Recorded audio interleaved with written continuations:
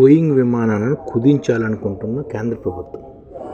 Air ఇండియాలో వాటి సేవలపై కేంద్రం యోచిస్తుందన్నమాట. దేశంలో అన్ని విమానయాన సంస్థల దగ్గర మొత్తంగా 209 బోయింగ్లు ఉన్నాయన్నమాట దేశంలో. వీటిలో ఒక్క ఎయిర్ ఇండియా వద్దనే 139 బోయింగ్లు ఉన్నాయి. అందుకనే ఎయిర్ ఇండియా వద్ద ఉన్న బోయింగ్ విమానాల సంఖ్యను కుదించాలని కేంద్రం యోచిస్తుంది.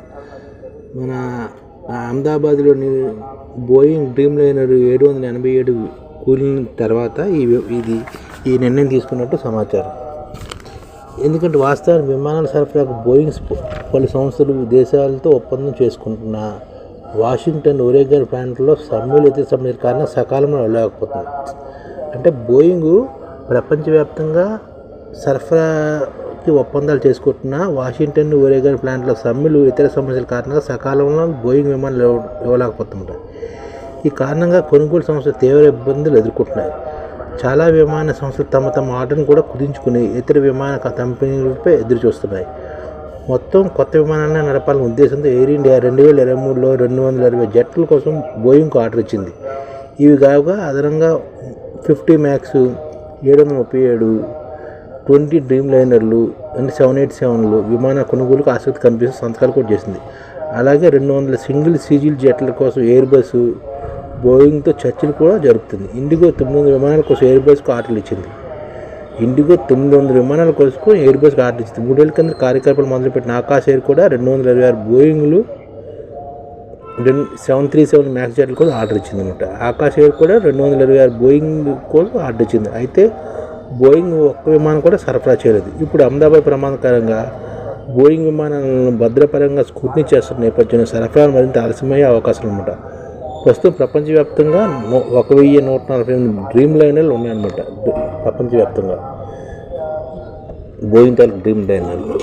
అలాగే అహ్మదాబాద్ విమాన ప్రమాదంలో జరిగిన సంఘటనకి 1000 కోట్ల వరకు బీమా క్లెయిమ్స్ జరిగే ఛాన్స్ వచ్చని ఈ దేశీయ విమాన రంగంలో ఇదే అతిపెద్ద బీమా చెల్లింపు అవుతుందని కూడా చెప్తున్నారు. ఈ దుర్ఘటనలోని 240 మంది పైగా మృత్యువాత పడి సంగతి తెలిసిందే.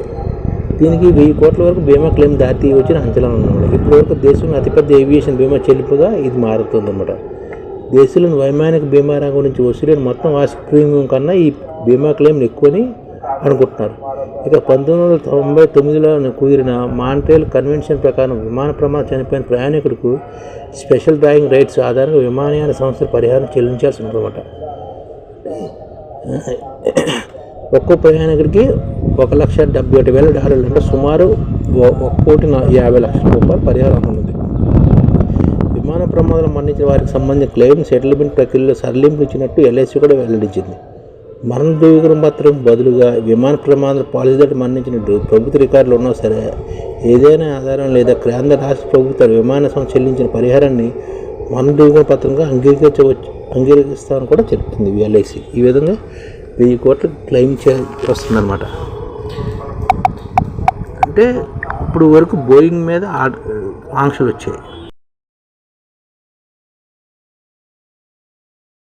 ఈ ఛానల్ ముఖ్య ఉద్దేశం ఏంటంటే మన తెలుగు రాష్ట్రాల్లో 1 కోటి మందికి సంఘటిత రంగాల్లో ఏ విధంగా ఉద్యోగాలు ఇవ్వవచ్చు, కనీస నెల జీతం 30,000 వరకు ఏ విధంగా ఇవ్వవచ్చు, ఏ విధంగా చేస్తే ఉద్యోగాలు సృష్టించబడతాయో వివరిస్తూ ఈ ఛానల్లో వీడియోలు వస్తాయి. అలాంటి వీడియోలు మీకు కావాలంటే మన ఐడిఎఫ్ భాస్కర్ ఛానల్ని సబ్స్క్రైబ్ చేసుకోండి. ఐడిఎఫ్ అంటే ఇండియన్ డెవలప్మెంట్ ఫోర్స్. ఈ వీడియోలు చూసిన తర్వాత మీకు నచ్చితే లైక్ చేయండి, మీ ఫ్యామిలీ మెంబర్స్కి షేర్ చేయండి, మరియు మీ ఫ్రెండ్స్కి షేర్ చేయండి. Thank you. నమస్కారం.